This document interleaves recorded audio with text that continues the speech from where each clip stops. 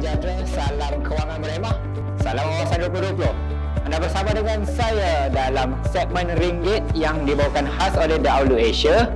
Dan segmen ini akan membicarakan tentang topik-topik yang berkaitan dengan kewangan peribadi. Dan hari ini saya, Azra'i Muhammad, akan berceritakan sikit tentang satu topik, iaitu pelajaran pengurusan kewangan daripada kisah Nabi Yusuf alaihissalam. Jadi seperti yang kita tahu dalam sirah Nabi Yusuf alaihissalam, baginda ada menafsirkan satu mimpi berkenaan dengan persediaan menghadapi 7 tahun kemarau buat negara baginda. Siapa yang tak ingat tentang kisah ni, boleh buka dalam website The Outlook Asia. Dekat situ kami ada kongsi satu artikel berkenaan dengan topik ini secara khusus. Tapi basically apa yang diajar ataupun dibicarakan dalam kisah ni adalah apabila kita diajar untuk bercucuk tanam dan bekerja, kita hendaklah simpan harta kita kecuali sedikit untuk dimakan pada permulaannya. Kemudian akan datang tahun-tahun yang sukar yang mana kita terpaksa untuk habiskan simpanan yang kita dah simpan tadi, kecuali sedikit untuk kita simpan untuk akan datang. Dan selepas itu ada tahun yang hujan, tanah itu dirahmati dengan hujan. Dan pada tahun-tahun yang baik inilah, ketika itulah kita akan memeras anggur, ataupun untuk bahasa kita ni, kita boleh beroleh nikmatnya lah dari simpanan kita tadi. Dalam episod yang lepas saya berkongsi tentang bagaimana saya boleh simpan 10% daripada saya kecil sehinggalah saya mampu menyimpan 60% daripada gaji saya pada tempoh 3 tahun pertama saya bekerja. 60% gaji ini yang saya simpan membantu saya untuk mencapai 6 angka saya yang pertama sebenarnya. Dan kemudian ada tahun-tahun yang sukar sikit lah tiba, bila mana saya kena berhenti kerja dan benda-benda yang tak berapa bagus dalam hidup. Jadi sebahagian daripada simpanan yang dah saya simpan 3 tahun yang pertama tadi, saya terpaksa belanjakan untuk teruskan kehidupan.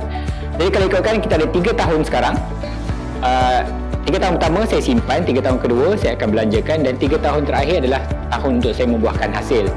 Tapi manakala usia saya masih muda, saya putuskan untuk start semula all over again menggunakan konsep 7 tahun yang pertama tadi. Sebab kalau kita perasan, 3 fasa 7 tahun yang ada dalam kisah Nabi Yusuf ni, dalam tempoh yang panjang dia adalah bersamaan dengan 20-21 tahun macam tu secara keseluruhan. Satu tempoh jangka masa yang agak sesuai untuk usia muda sampailah kita dewasa. Kalau start kerja pada usia 25 tahun, 20 tahun kita akan sampai pada usia 45-46 macam tu. Dan fasa ini adalah satu circle kehidupan yang munasabah kalau kita tak perasan. Jadi apa yang dibincangkan tu sebenarnya menggambarkan kehidupan kita sebagai seorang dewasa. Jadi amatlah penting untuk kita berkorban 7 tahun yang pertama tadi. 7 tahun pertama masa kita kerja tadi, dalam pekerjaan untuk kita simpan dan invest. Dan dalam tempoh 20 tahun insya-Allah kita akan nampak hasilnya. Sebab itu orang kata the best time to invest is 20 years ago. Itu adalah pepatah Inggeris menyebut.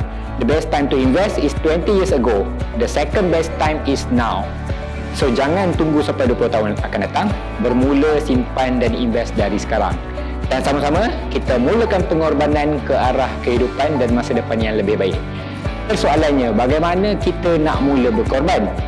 Jadi insyaAllah teruskan bersama dengan kami dalam episod yang akan datang. InsyaAllah saya akan mengupas topik tentang bagaimana untuk kita mulakan pengorbanan.